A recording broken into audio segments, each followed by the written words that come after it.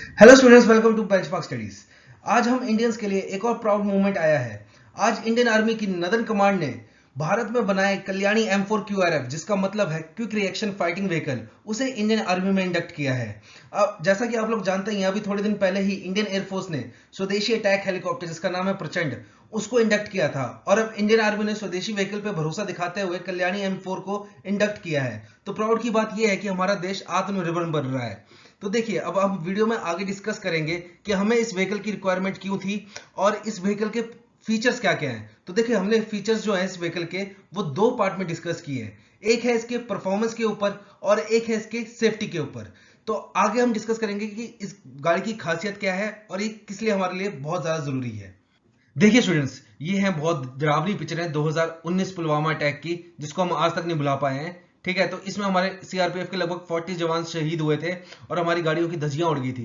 तब से Indian army ने डिसाइड किया हुआ था कि उनको एक ऐसे व्हीकल्स चाहिए जो इन ब्लास्ट को झेल सकें, ठीक है, जिसमें उनको नुकसान ना हो कुछ भी। तो यहाँ पे देखिए, नॉर्दर्न कमांड, जो इंडियन आर्मी की नॉर्दर्न कमांड है, उन्होंने अपने ट्विटर हैंडल से पोस्ट किया है कि उन्होंने भारत फोर्स द्वारा बनाए गए कल्याणी M4 को इंडियन आर्मी में इंडक्ट किया है। तो आगे हम डिस्कस करेंगे कि जो कल्याणी M4 है, इनके फीचर्स क्या क्या है। ठीक है, तो चलते हैं नेक्स्ट स्लाइड में। देखिए, सेफ्टी फीचर्स की बात करें तो उससे पहले मैं बताना चाहूंगा आपको, जो कल्याणी M4 है, ये एक ज्वाइंट वेंचर है। इसे इंडिया की कंपनी भारत फोर्ज और साउथ अफ्रीका की कंपनी पैरामाउंट ग्रुप मिलकर बनाते हैं। ठीक है, जिसके लिए इनको इंडिया की मिनिस्ट्री ऑफ डिफेंस से लगभग 180 करोड़ का ऑर्डर मिला था कल्याणी M4 व्हीकल्स बनाने के लिए। अब मैं इसकी सेफ्टी फीचर्स की बात करूं तो देखिए, जो ये हमारा समझ लो व्हीकल है, इसके साइड में अगर मैं 50 केजी का TNT ब्लास्ट करता हूं तो देखो, व्हीकल को तो नुकसान पहुंचेगा, जाहिर सी बात है, पर इसके अंदर जो सोल्जर्स बैठे हैं उनकी लाइफ को कुछ नहीं होगा, वो उनकी लाइफ सेफ रहेगी। ठीक है, वो सेफ रहेंगे। तो समझ लीजिए, कोई terrorist group in future Pulwama attack जैसा कोई अटैक दोहराने की कोशिश करता है तो ज्यादा से ज्यादा क्या होगा, हमारी गाड़ी को नुकसान होगा, हमारे सोल्जर एकदम सेफ रहेंगे। तो ये काफी अच्छी बात है। अगर हम एक और एग्जांपल लें, समझ लीजिए हमारी गाड़ी है, ये इसका बेस है। ठीक है, अगर मैं इसके बेस के नीचे 10 केजी का IED ब्लास्ट करता हूं, तब भी हमारी गाड़ी को ही नुकसान पहुंचेगा, हमारे सोल्जर एकदम सेफ रहेंगे। तो देखिए, इसका रोल एक तरीके से और भी हो जाता है। समझ लीजिए हमारा कोई सोल्जर है, वो इंजर्ड हो गया है और सामने से एनिमीज जो है वो लगातार अटैक कर रहे हैं, तो आप क्या कर सकते हो, इस गाड़ी से उस सोल्जर को शील्ड दे सकते हो और इस गाड़ी में उसको सोल्जर को वापस ला सकते हो, क्योंकि गाड़ी देखो बहुत ज्यादा प्रूफ रहेगी इससे, अटैक से, और सोल्जर्स की जान भी सेफ हो जाएगी उसमें। ठीक है, अब इसकी बात करते हैं, हम परफॉर्मेंस की बात करते हैं। तो चलिए नेक्स्ट स्लाइड में परफॉर्मेंस की बात करते हैं। तो बात करते हैं इसके परफॉर्मेंस फीचर्स की। तो देखिए, ये 90 सेंटीमीटर खड़े पानी में भी चलती रहेगी, रुकेगी नहीं, इसके इंजन बंद नहीं होंगे। चाहे 90 सेंटीमीटर तक पानी होगा उसमें चलती रहेगी। ठीक है, और अंदर पानी आएगा भी नहीं। दूसरा, 35 डिग्री स्लोप पे भी ये चलती रहेगी। ठीक है।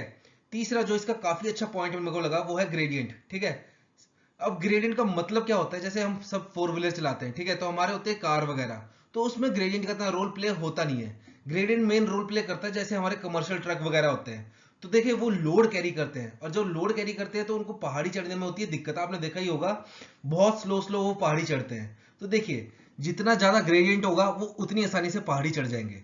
तो जो हमारा कमर्शियल ट्रक होता है उसका ग्रेडियंट होता है 30 से 35%। ठीक है, और इसका ग्रेडियंट कितना कह रहे हैं, 60% से ज्यादा। तो समझ लिए कितना इजीली ये स्लोप चढ़ जाएगा। ठीक है, और इसका देखो वेट अपने आप में 16 टन है, साथ में 2.3 टन तक लोड कैरी कर सकता है।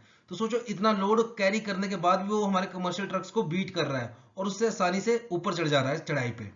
तीसरा, देखिए 500 का ये स्टीप क्लाइंबिंग कर लेगा। मतलब स्टीप क्लाइंबिंग मतलब समझ लो, जैसे सिंपल सा रोड चढ़ रहा है और एकदम से ऐसे चढ़ाई आ गई एकदम से, तो ये 500 तक की चढ़ाई एकदम से चढ़ जाएगा।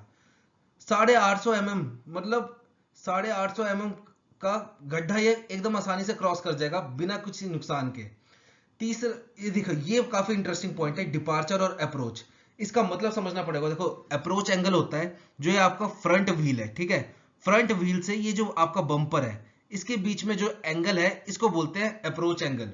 और डिपार्चर एंगल होता है जो ये आपका पिछला व्हील है और इसे जो लास्ट बम्पर है इसके बीच में जो एंगल होता है उसको बोलते हैं डिपार्चर एंगल। ठीक है, तो जितना ज्यादा ये एंगल होगा उतनी आसानी से आप ये खड्डे वगैरह जो आपके ऊबड़ खाबड़ रोड है उनको क्रॉस कर जाओगे। ठीक है, तो इससे हमारे जो जैसे हिल एरियाज हैं, लद्दाख वगैरह वाली साइड, ठीक है, ग्लेशियर ग्लेशियर तो ज्यादा बोल दिया मैंने, ये श्रीनगर वगैरह वाली साइड, ठीक है, POK वाली साइड जो हमारा एरिया है, और लद्दाख वैली वाला जो एरिया है, वो ज्यादातर ट्रेन ऐसी ऊबड़ खाबड़ वाली है। ठीक है, तो ये वहां पे भी केपेबल है काम करने के लिए। और मेन बात इसकी ये है कि ये -25 डिग्री से लेके +50 डिग्री सेल्सियस तक काम कर सकते हैं। तो मतलब आप इनको लद्दाख वाले एरिया में ले जाओ या हमारे राजस्थान वाले एरिया में ले जाओ, ये 100% सक्सेसफुल रहेंगे वहां पे। तो आपको क्या लगता है इसके आने के बाद इंडियन आर्मी को कितना बूस्ट मिलेगा? प्लीज कमेंट सेक्शन में लिख के बताइए। Till then have a nice day. जय हिंद।